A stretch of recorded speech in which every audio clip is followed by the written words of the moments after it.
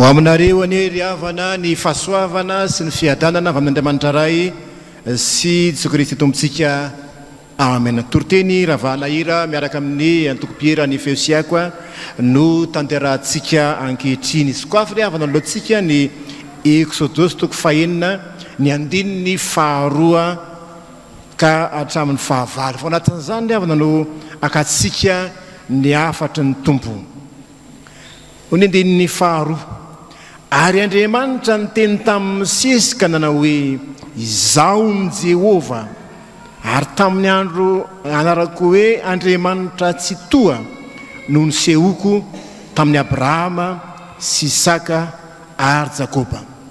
Jehova na hoe Andriamanitra tsy toa no miteny amin'ny Mosesy eto.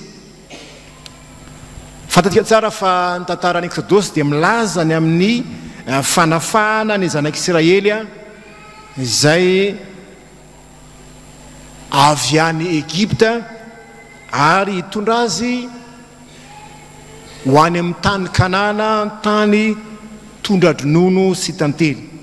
Misesy no nirahan'i Jehova hitarika reto zanak'Israely reto.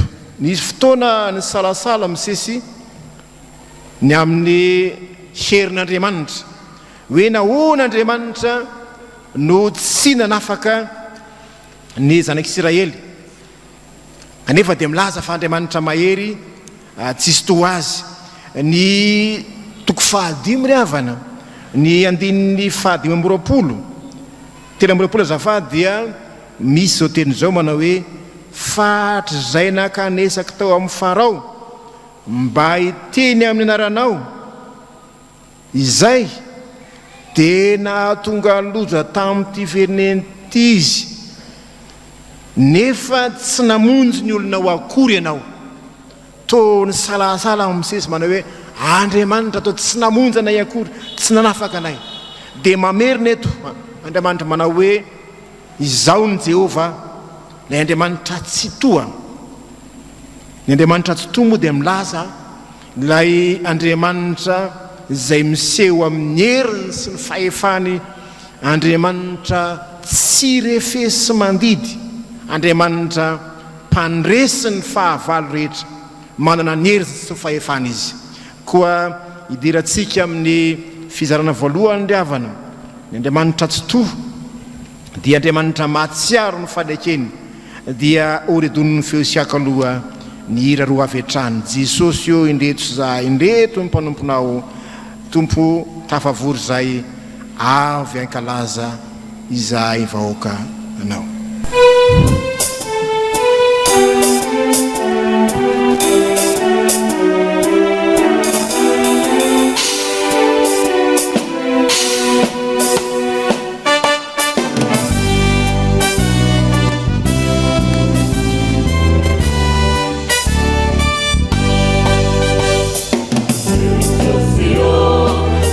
Jesus, Jesus, Jesus, Jesus.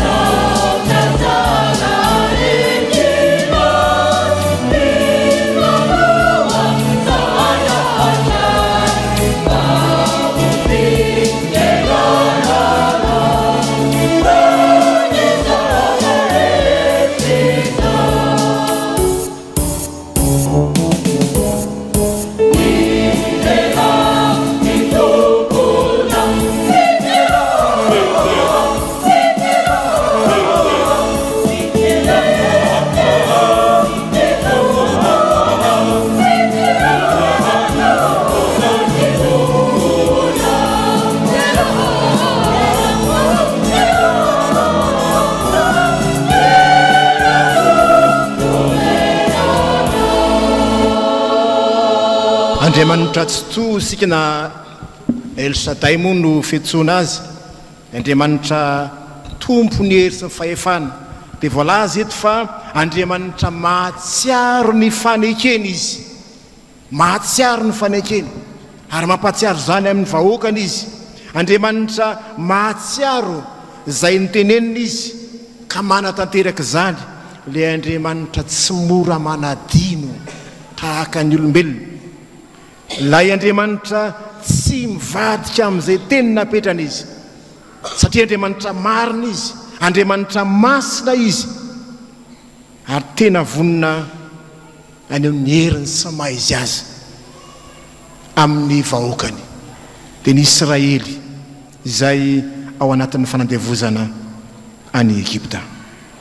Ka indro izy ry havana malala mampahafantatra ny Israely izay tena maha izy azy tokoa fa Andriamanitra tompony hery sy ny fahefana izy, ka tsy mamela ny vahoakany io irery ao anatin'izao fanandevozana mafy izay mahazo azy zao. Ka rehefa nitaraina tamin'Andriamanitra izy, dia Andriamanitra mandresy sy mahita, ka dia tonga izy nanapa-kevitra izy hanafaka azy. Fa Andriamanitra mahatsiaro ny fanekeny izay fa nataony tamin'ny Abrahama sy Isaka ary Jakoba izy. Ka misesy moa no ny rahan'Andriamanitra ho soloteny eto. Andriamanitra tsy mitsoka amin'ny fanekena zay nataony, satria Andriamanitra tia izy. Andriamanitra hanafaka ny olona amin'izao izy io ka mafy zay mahazo azy zao, ka hitondra azy ho an'ny mitany Kanana. Tsara io voriavana fa araka ny voalazan'ny Galatiana teo, izao ny voalazany hoe ny 9:12 rahalahy, miteny araka ny fanaon'ny olona aho, na dia ny fanekenana ataon'ny olona ihany aza, rehefa vita mafy dia tsy fanao no manatsoka na manampy izany. 9:12 ary zao no lazaiko, ny fanekena zay ataon'Andriamanitra mafy fahiny dia tsy hoan-dalàna. Ilay Andriamanitra mampatsiaro zany, fa rehefa Andriamanitra no miteny dia tsy mitsoka izay teniny zany, fa ny olona no mivady mpanekena. Voalaza eto fa na ny olona azy rehefa manao fanekena dia tsy azo tsoahana tsony zany, tsy azo atao no mivadika amin'ny fanekena. Ny olombelona aza mahatsapy zany, maika ave fa Andriamanitra tsy mamitaka anao zany, Andriamanitra tsy mamelana irery zany rehefa niteny izy. Dia toky ho antsika izany avana malala, aza manahy fa Andriamanitra mahery no miaraka aminao, mamakivaky ny ady mafy zay atrehanao, ary andeha kosika, andeha anahaka azy, tsy hivadika amin'izay fanekena koa zay efa nataontsika taminy sika, satria hianatra azy sika mianara amiko Jesosy Kristy.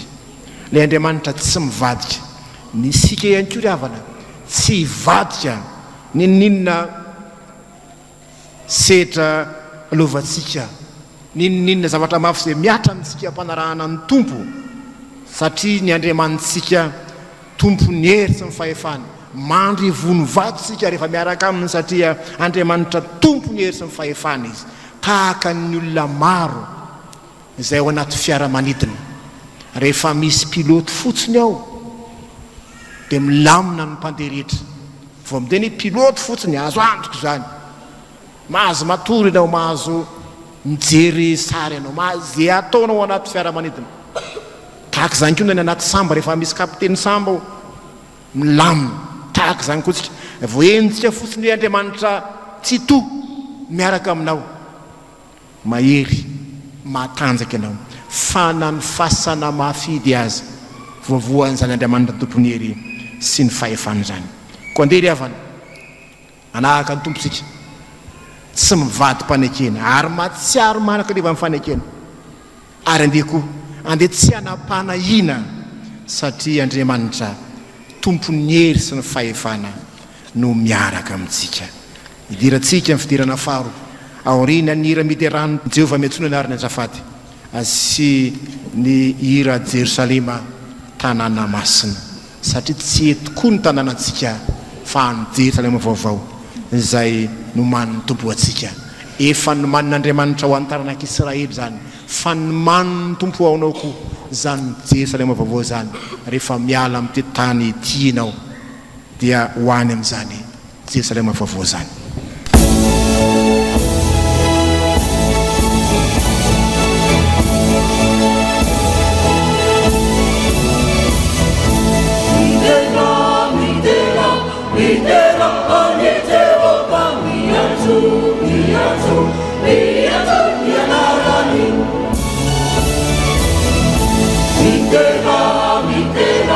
Mindera ani Jehovah miancu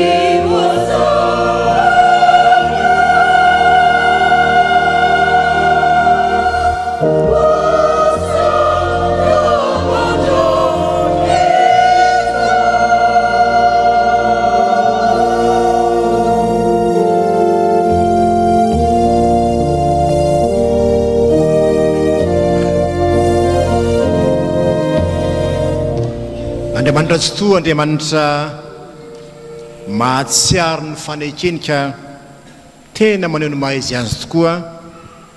Ilay andriamanitra tsy mivadika eo isika mahatsiaro mandrakariva fa faharoa resahana eto izao ry havana, io andriamanitra tsy toa io ihany koa dia andriamanitra mitondra fanafahana na hoe andriamanitra mpanafaka. Miveriny androa ry havana ny andininy fahaenina sy ny fahafito eo misy tenin'ny andriamanitra miveriny androa tapany faharoa, ary tondranao hivoaka ho afaka amin'ny fanompoana mafy ampanaoviny Egyptiana anareo aho ka hanafaka anareo amin'ny fanompoana azy. Andininy fahafito, izay nitondra anareo mivoaka ho afaka amin'ny fanompoana mafy ampanaoviny Egyptiana anareo. Fanafahana amin'ny fanandevozana, mitondra fanafahana ny tompo eto milalan'ny mpanompony ka manafaka amin'ny fanompoana. Misy fanompoana mafy resahana eto dia fanompoana tsiraro ny resahana amin'izany, ny afanandevozana ny resahana amin'izany. Dikany teny hoe fanompoana mafy eto manambara zavatra tsirariny zany, tsy fahamarinana amin'ny fanompono zany izay nampanaovina ny Egyptiana, nampanaovina Egyptiana ny Israely azafady. Ity fanompoana ity dia tena fanompoana mafy tokoa, fanompoana tsy vokatry ny fo moa zany fa vokatry ny tahotra ny Egyptiana. Zany natao asa fanandevozana, asa tsy mitondra fifaliana zany fa asa atao vokatry ny tahotra. Tena naneho ny heriny tokoa masiny Egyptiana, ny etraketraka. Zany ny fanandevozana natao tamin'ny zanak'Israely zany. Ny firenena matanjaka dia manjakazaka amin'ny firenena madinika, dia zany ny zava-misy zavatra resahana eto zavana malala. Ny andriamanitra zay mampatsiahy ny tenany eto dia andriamanitra mpanafaka ny olona amin'izany zavatra tsirariny zay miatra amin'izany. Andriamanitra tsy mahatanty mahita ny tsirariny atao amin'ny mpanompony na amin'ny vahoakany. Io andriamanitra tsy toa io. Marary andriamanitra, marary ny fon'andriamanitra raha mahita vahoaka ambitsaliana toy izao avy hatrany izy, dia mandray fanapahan-kevitra mamonjy sy manafaka azy. Ka tena tsy avelin'andriamanitra hizaka ny tsirariny, hizaka ny hidiny ny vahoakany.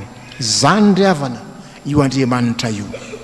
Ho anao izay mahatsiaro ny hoe kely, madinika, hiaran'ny tsirariny, hiaran'ny tsindry azo leny, tsarovy, tsy mantaty mijery an'izany andriamanitra. Zay ny mahatonga azy hoe manapa-kevitra izy, mahatsiaro ny fanekena izy. Andriamanitra mahita, andriamanitra mahatsapa ny zava-doza miatra aminao. Io andriamanitra izay vavahana anao, ka tsy taredretra izy fa monjy sy hanafaka anao. Fa tsy amin'ny zavatra tsirariny ihany, fa te hanafaka ny olona amin'ny fanompoana hafahafa koa izy. Fanompo-tsampy moa ny resahana eto hoe fanompoana olona fa tsy fanompoana an'Andriamanitra. Hanafaka anareo amin'ny fanompoana azy aho izy. Fanompoana ny Egyptiana, manompo olona fa tsy manompo an'Andriamanitra. Tsy ahavelon'Andriamanitra hanompo olona, tsy ahavelon'Andriamanitra hanompo ny Andriamanitra ny Egyptiana, tsy ahavelon'Andriamanitra hanompo ny sampy ny zanak'Israely eto, fa vonona izy hanafaka azy. Hitaona ny zanak'Israely handeha hanompo an'Andriamanitra amin'ny kafaliana, amin'ny fahafahana, any amin'ny tany tondra noho ny sy tantely, any amin'ilay tany Kanana. Zany ny tanjon'Andriamanitra, hanafaka anao amin'ny zavatra tsirariny, hanafaka anao amin'ny sampinao. Fa aretina mpahazo ny olona maro ankehitriny no manompo zavatra hafa iveran'Andriamanitra. Ao ny manompo vola, ao ny manompo fahefana, ao ny manompo sampy mazava ho azy.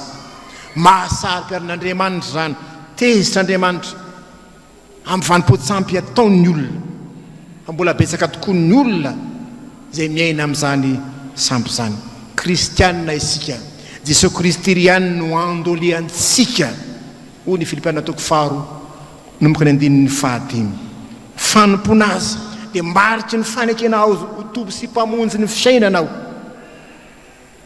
tia anafaka anao ny tompo fa raha ny zanaka no anafaka anao dia ho afaka tokoa ianao manafaka atsika zay voageja izy maro ny voageja amin'ny fitiavam-bola voageja ny zava-mahamamo sy zava-mahadomelo le isan-karazany fa tia anafaka anao ny tompo amin'izany diavana tsy tia ny anompo Andriamanitra hafa akoatra azy ianao ka izy mihitsy no mirotsaka tsehatra ny tanany mihitsy ny efa nianina araka ny voalaza ny hoe nanangana ny tanany hoy ny andininy fahavalo izaho ampiditra anareo any amin'ny tany zay nananganako tanana tahaka fanaontsika rehefa mianina dia manangan-tanana